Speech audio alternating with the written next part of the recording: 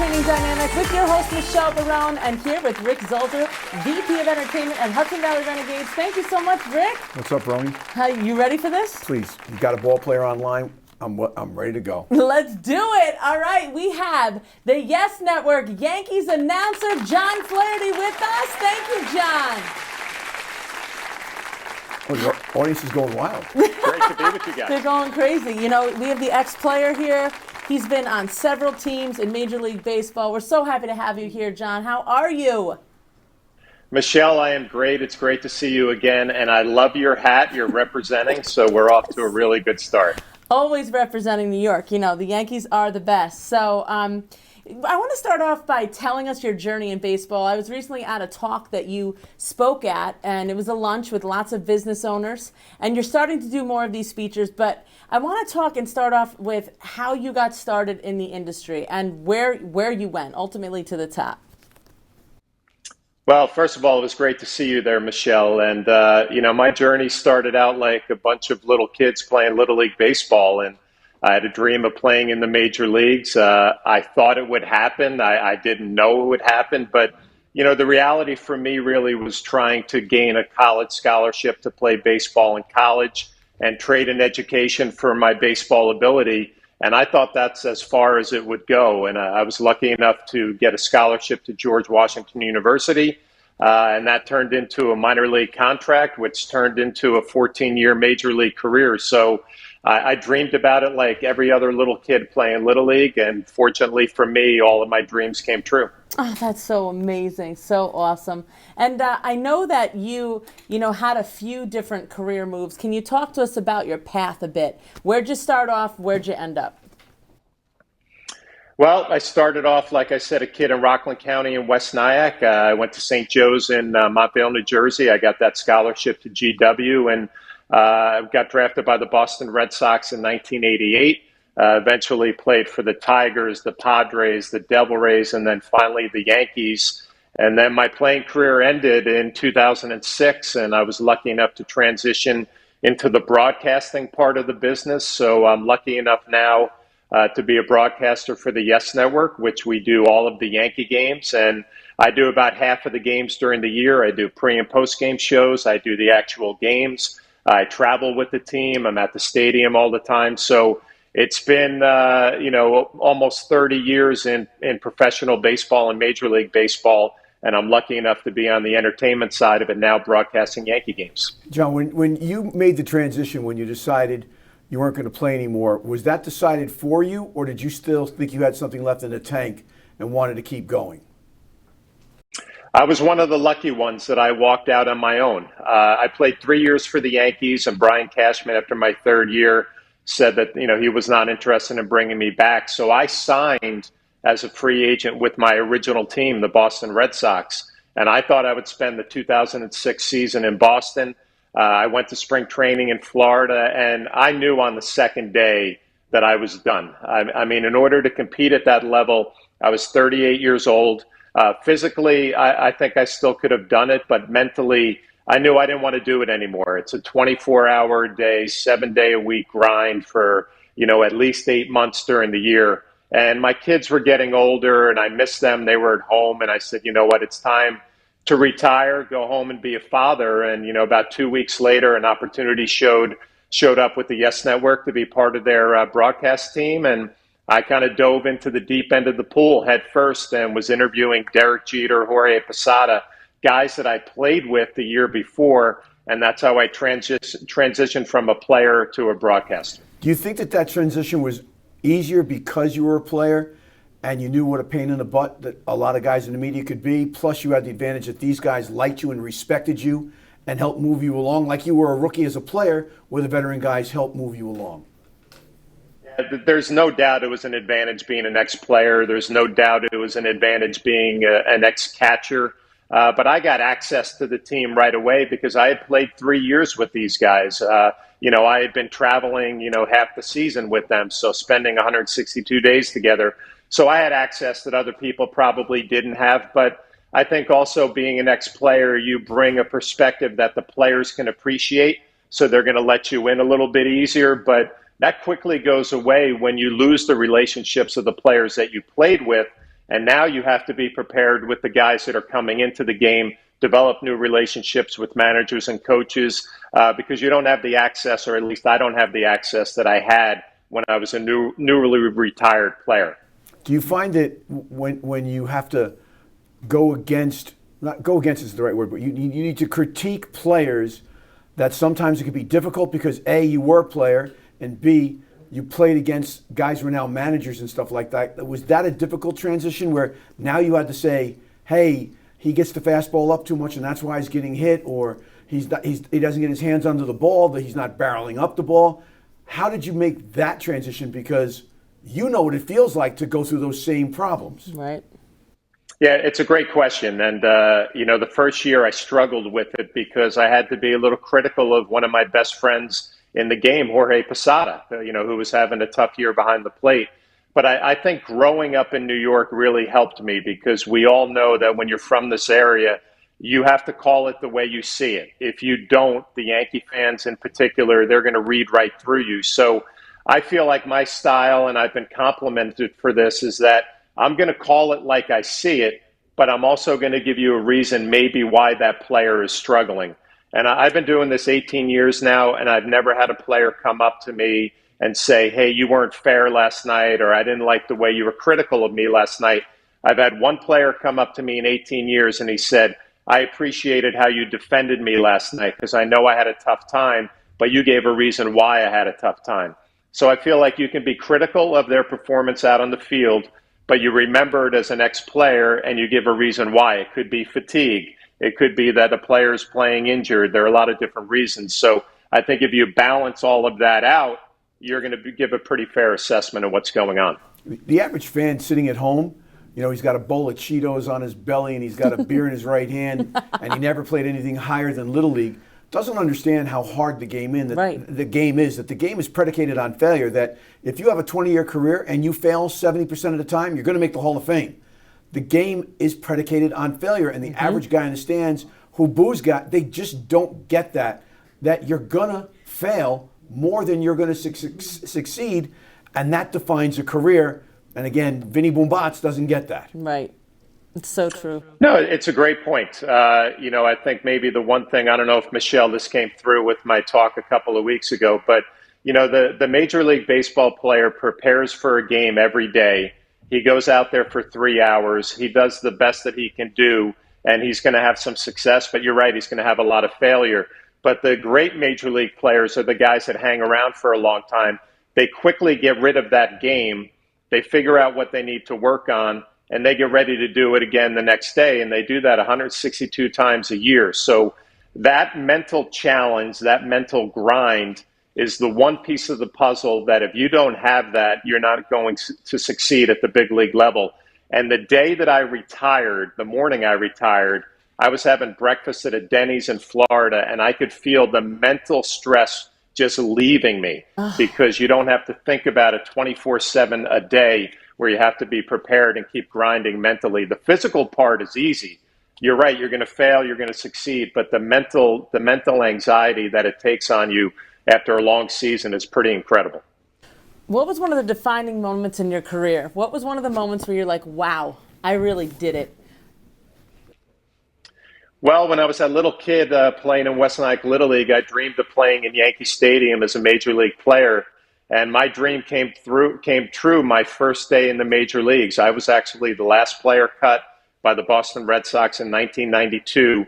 I drove from Winter Haven, Florida to Rockland County, and I spent the night with a couple of my buddies. I woke up the next morning a little bit later than I probably should have because I was probably out a little bit later the night before. And I got a call saying, how far are you from Yankee Stadium? Because we need you to show up to be the backup catcher for the Boston Red Sox. And, it should take me about 25 minutes. That day, it took me an hour and a half. And I actually walked into the old Yankee Stadium at 1:45 on opening day, Red Sox Yankees in 1992. About 10 minutes later, I had a uniform on my back, and I was being introduced on the field by Bob Shepard, the greatest voice in baseball, the Yankee announcer, the public address announcer. And I was standing on the third base line looking up at the crowd at Yankee Stadium as a 24-year-old kid who dreamed of playing in the major leagues. So, Michelle, that day was pretty special to get called to the major leagues, to get called in the stadium that you grew up watching games.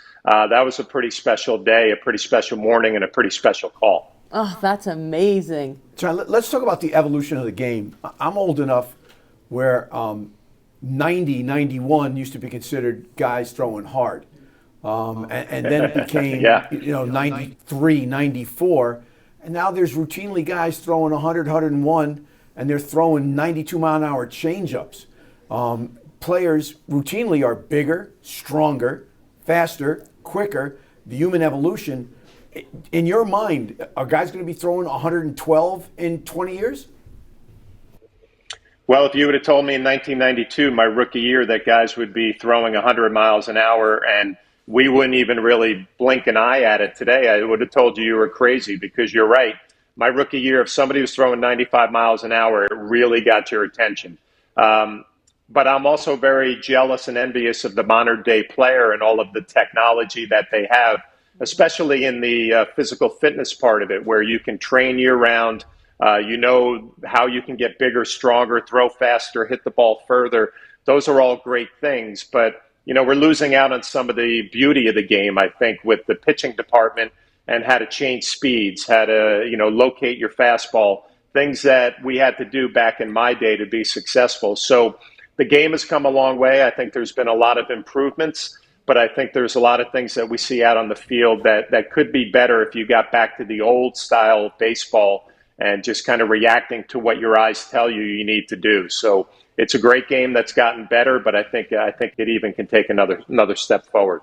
One more question for me, and it's about a young man who's at the big club who we had at 21 at Hudson Valley.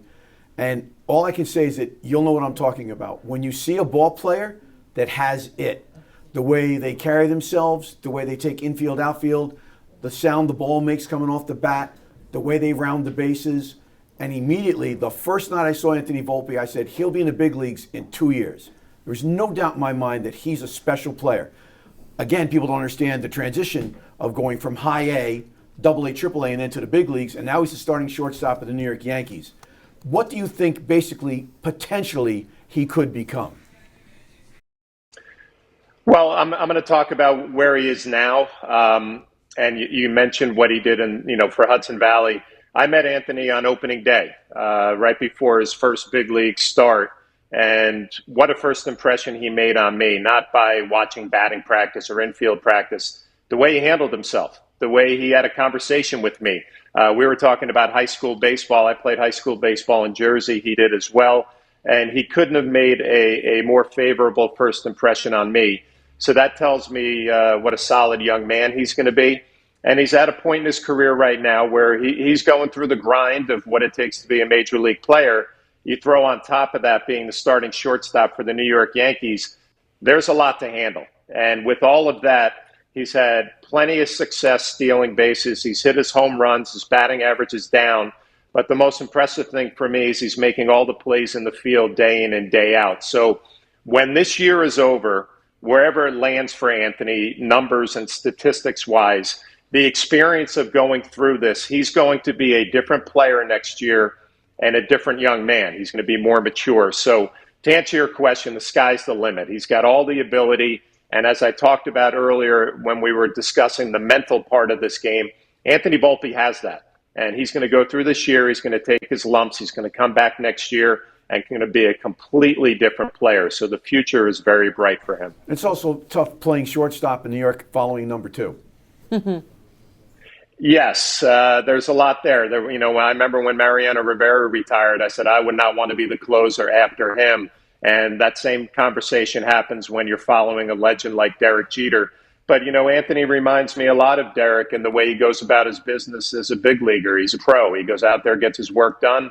There's not a lot of fanfare. He doesn't crave attention. He just wants to win and do his job. So, like I said, the future is very bright for him. It's amazing, amazing. Generally speaking, what are some of the misconceptions in Major League Baseball?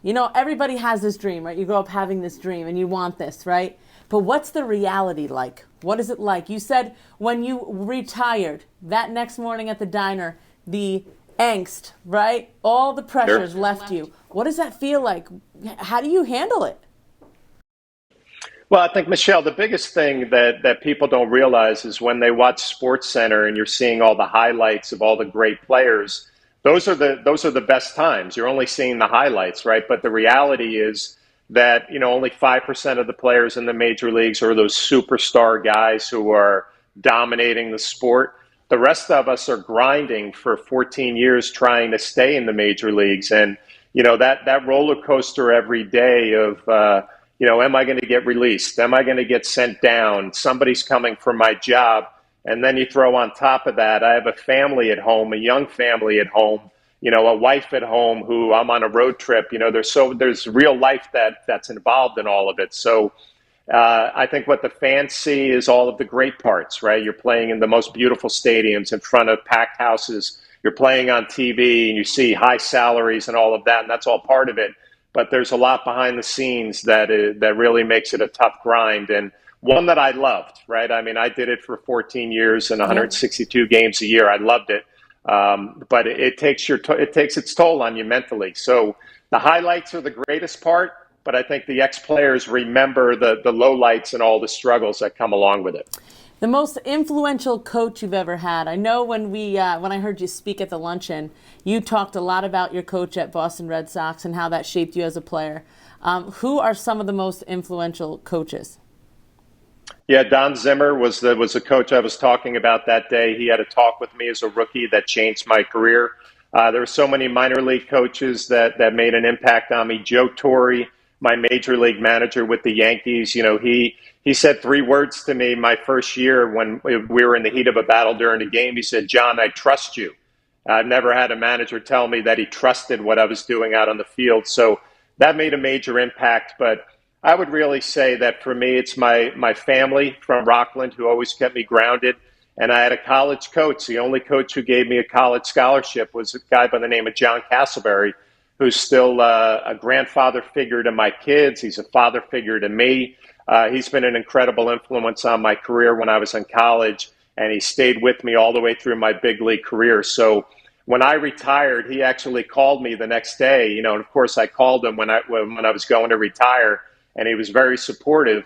But he called me the next day and said, "I don't know what to do with myself." I would wake up every day looking at the box score, and if you had a couple of hits, I knew I didn't have to call you. But if you were struggling, that's when I would get the phone call from my college coach saying, "Hey, what's going on? Maybe move your hands up a little bit, maybe do this." So I think people see a major league player go through his career, but there are so many people behind the scenes who are there for support, and they keep you moving along that path. So John Castleberry, my college coach, was one of those people.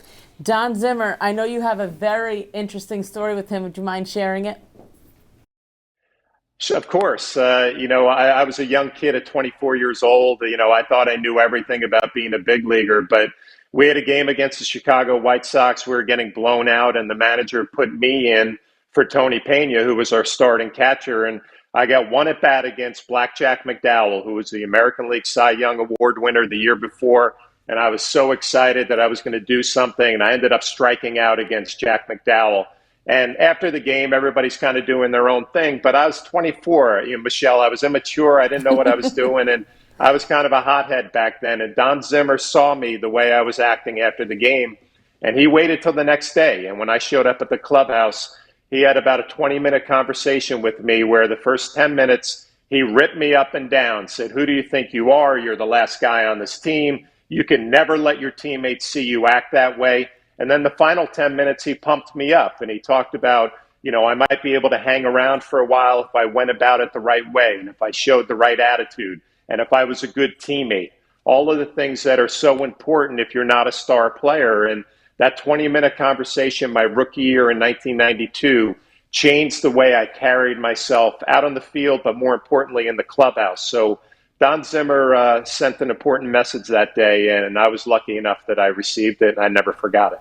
Well, you played your last game in the big leagues for the Yankees, and you broadcast for the Yankees. So people, and on Old Timers Day, you must catch 35 innings.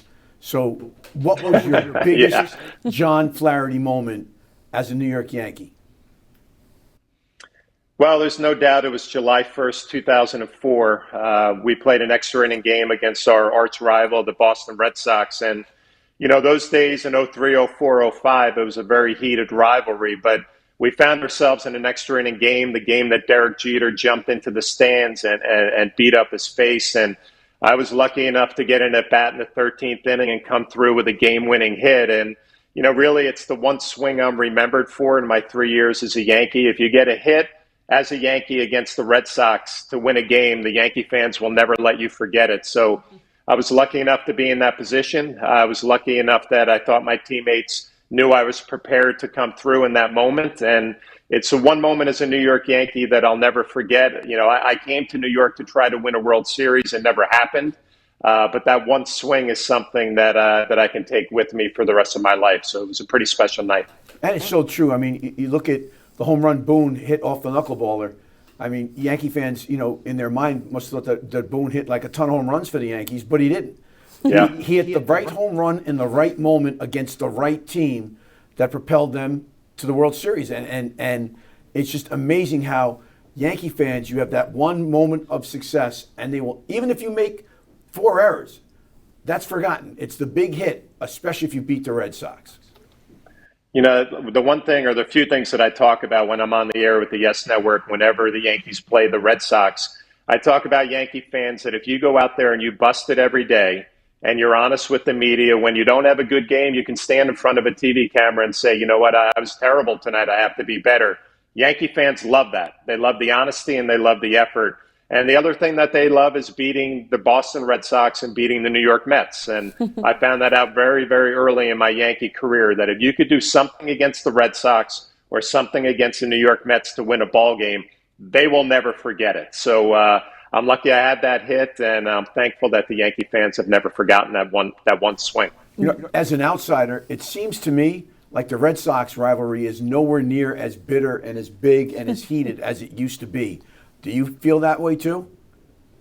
Oh, I 100% agree with you. It's not like it used to be. And, I'm lucky enough, you mentioned before Old Timers Day, I get to talk to Bucky Dent and Ron Guidry and all these guys who went through it in the 70s and how intense the rivalry was. But, I can talk about my years, '03, '04, '05.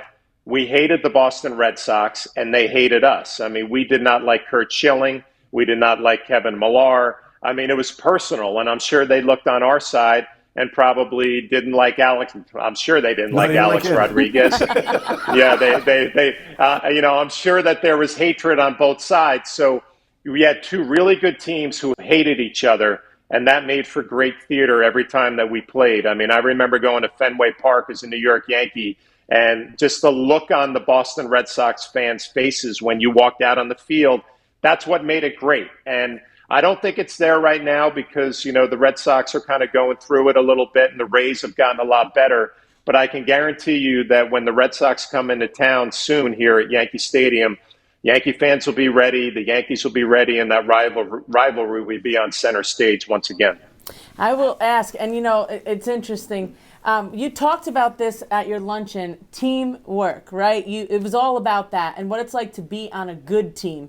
And you said that the Yankees was an excellent run team from top to bottom, and that's what made it so special. Can you tell me about your experiences on all the teams you played on versus the Yankees and what it was like to play with some of the most incredible baseball players in history like A-Rod and Jeter? Yeah, Michelle, I'm lucky to play for 5 different organizations, so you get to see a lot of the bad with some of these organizations and some of the good. And it was very evident to me right away when I became a New York Yankee. It started with George Steinbrenner, the owner, who, his mission statement was, we have to win a World Series this year. It's not a success if we don't. And a lot of people criticize that, but I loved it because you knew exactly what your job was when you signed up for the New York Yankees. You got to win a World Series, and the expectations were there. So when you set those expectations, everybody else down the rest of the organization is going to follow suit. So I loved everything about it, being a part of the New York Yankees. The one thing that I was a little bit surprised at when I walked in the clubhouse were how regular of people Derek Jeter, Bernie Williams, Jorge Posada, Andy Pettitte, Mariano Rivera, all of these guys were just regular guys who happened to be really good baseball players, and they had that winning mentality. What's the difference between being a player and an announcer, and how do you feel now? Looking back on everything, are you satisfied? Do you still have the hunger to play, or are you content to where you are? I'm very content, Michelle. I mentioned that I walked away from the playing part of my career on my own terms. So there has not been one day that I looked down at the field or I was around the team during batting practice that I thought I should be playing. So I'm very grateful for that. But the biggest difference between being an announcer and being a player is that as an announcer, the wins and the losses don't matter, right? As a player, if you won or you lost, that's how you kept score every night. So the big transition for me was going to the broadcast booth, and I would broadcast the game for 3 hours. And whether the Yankees won or they lost, when I walked out of that booth, it didn't really matter to me if they won or lost. I was thinking, did I do a good job? And baseball players are so used to being judged on, I got 1 hit tonight, I got 2 hits tonight, we won the game, okay, I had a good day. As a broadcaster, you don't get that type of immediate feedback and statistics. So you don't really know if you had a good game. You feel it in your gut, but you don't really have anything that you can grab onto that says, yeah, you really nailed it tonight. So I think that's the part that I miss, that the games are so important as a player, whether you won or lost. As a broadcaster, you go to sleep pretty easily every night, whether the Yankees won or lost. You just want to do a good job for the fans. That's going to amp it up a little for you when the team gets to the World Series again, though, right? Because then it's a different mindset, even as a broadcaster when they're in the World Series. Would it mean more to you then? It's funny because when we go to our Yes Network studios during the postseason, I laugh because all of the behind-the-scenes people, they're like, okay, we got to do it better. And no, we don't. We just have to do the same thing that we've done all year long. I don't think you should treat your job any differently, whether it's the spring training game or a World Series game. You understand that the game is more important. But Michelle, you heard me talk about this at the luncheon. Your preparation should be the same every day building up to that game. So when I do a pregame show for a World Series game, I prepare just like I would prepare for a regular season game, knowing that I'm going to have some adrenaline, knowing that I'm going to be juiced up, and knowing that it's going to be a lot more fun. But I prepare the same way, and you'd be surprised that the players prepare the same way, and they try to keep it the same, knowing that it's going to be a little different. All right. Thank you so much for joining us, John. Thank you. I can't thank you enough, Zols. And the Hudson Valley Renegades, New York Yankees announcer and ex-player. Where can people find you online, John? Well, my website is john-flaherty.com. I'm on Twitter. I'm on LinkedIn, a Cameo, all of that stuff. So trying to get a little speaking business going. So my website is john-flaherty.com. I've had a great job connecting with you guys, and look forward to doing it again. And if you need John to come speak for your team at work, he does an incredible motivational speak for team and teamwork. Being a New York Yankee, you got a lot of experience in that. So thank you so much, John. Make sure you reach out. Zols, thank you. Thank you. Thanks, See Flash. you soon.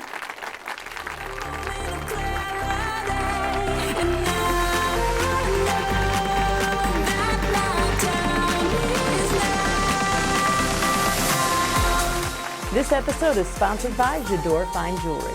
Visit JadoreFineJewelry.com.